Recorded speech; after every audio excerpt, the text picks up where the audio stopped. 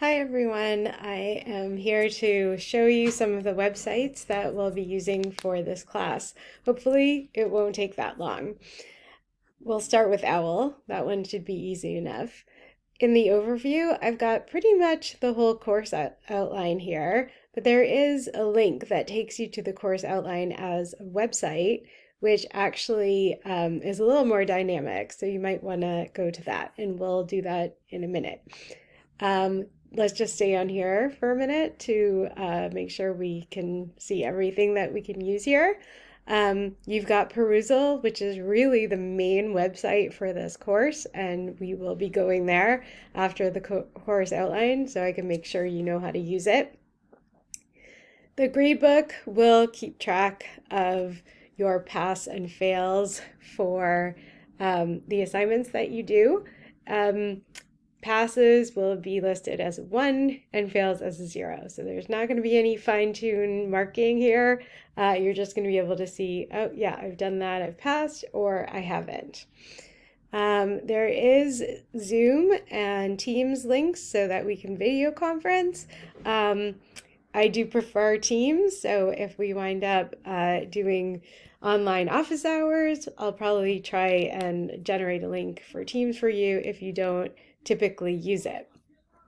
Okay, one more thing that I want to point out on this website is assignments.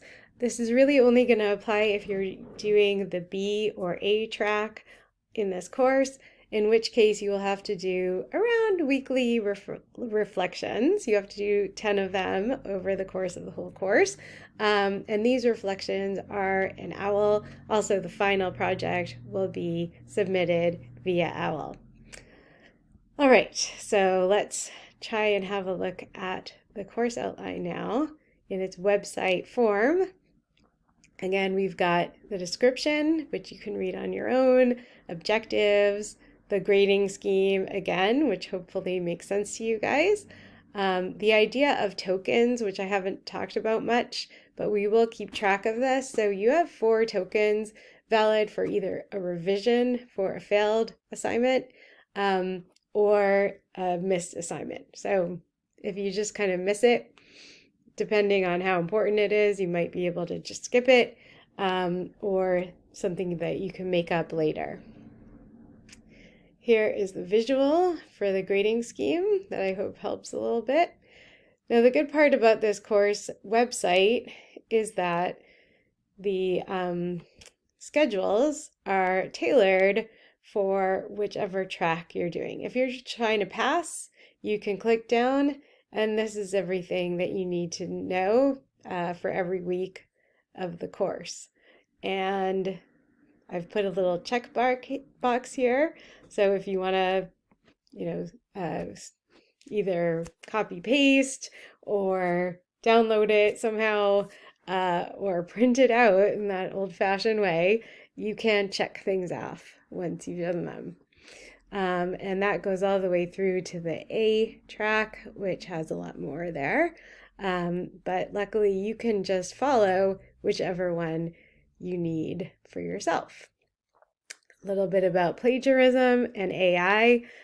Please do not use an AI generator for either your comments or reflections. I really am pretty good at noticing when it's AI generated, and it usually isn't very specific to exactly the kind of thing that I want you to do. And it is an academic offense if you use it without citing it. So if you do say, hey, I used an AI generator, that is not considered plagiarism then to use it. But if you use it and don't say that you did, that is considered an academic offense. So just to let you guys know about that. Let's move on now to Perusal, which, as I said, is really the main course site. It's best to first open Perusal from OWL because that gives you a direct entry into Perusal.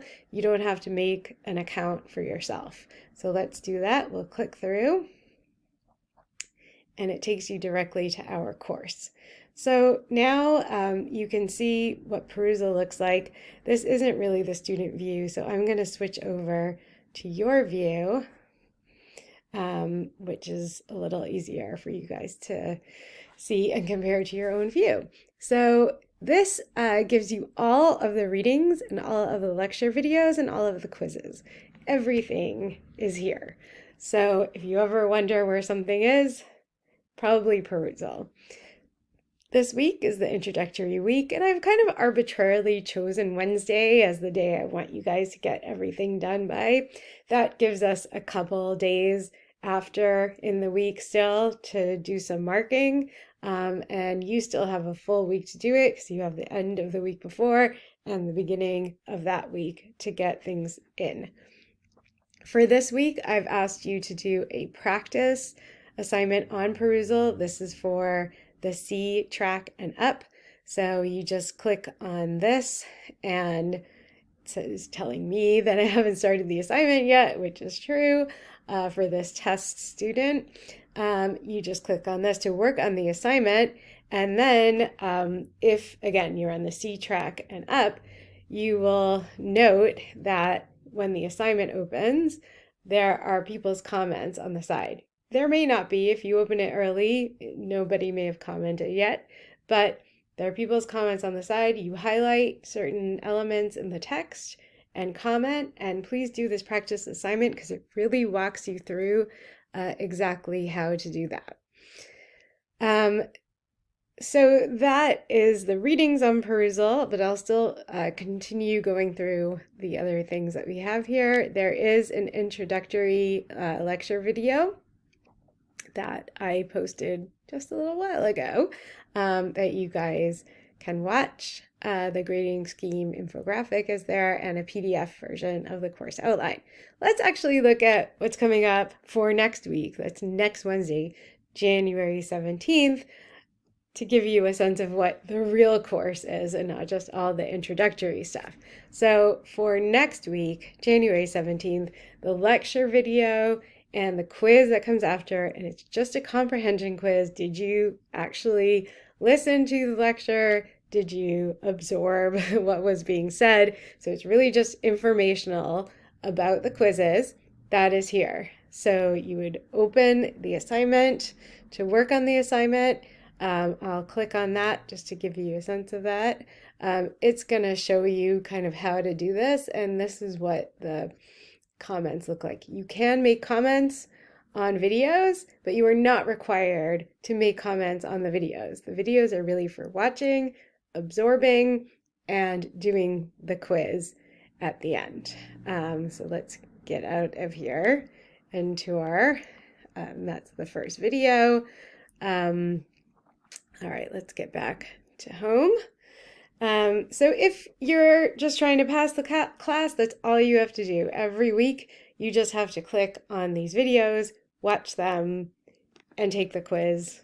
That's it. You're done. Really, really easy course if you just want a credit for it. But I do think that you'll learn something from the videos. So that's why I consider it worth the course credit. If you're on the C track and up, you have readings to do. And this is a reading. This one is taken from the New Yorker magazine, so it's written really well in an accessible way. And it's about revenge, vengeance. So you would open it and make comments on the side. And you can scroll as you see, it's just a normal reading. So you would highlight, and once you've highlighted, that didn't highlight what I wanted to. Once you've highlighted a section, a little thing pops up and you get to make a comment there. Okay, let's go back to course home. Then we have these stories. So this is for the B track and up, and that you're going to be reading stories from the Bible about characters in the Bible who are committing the crimes that we're talking about in the lectures. So please always watch the lectures first. Sometimes you can do the readings before the lectures. That doesn't matter so much. But when there are stories, if you're in the B or A track and you're reading the stories, always watch the lecture first, then do the stories. So the way I have the stories set up is a reader that actually students have helped make over the course of several years since I've been teaching this class. So it's not perfect, it's not completely polished, but I think it's pretty great. So you would click through to this. And this is my website that I made, where it's a reader called Biblical Stories of Crime and Punishment. It tells you which ones to read for each week. So for homicide, you would be reading the crimes of Cain and the crimes of Moses. You really only have to do 10 all together for the whole semester. So you decide which ones you want to skip. You get to skip 4. I'll just click through to the crimes of Moses to show you what this looks like. They're built on the website called Sutori, which is a really great website. So here's Moses. For every single one, it has the complete biblical text. This is a really short one. So you've got this is the complete biblical text here. So you don't have to go to the Bible to read it. You get some summaries of the text. You get some videos sometimes. You get a few quizzes or facts. And then there's a crime section and a punishment section. So it tries to identify what the crimes are and what the punishments are. You may disagree. Again, this is, a student's view, although I've added a few other views along the years.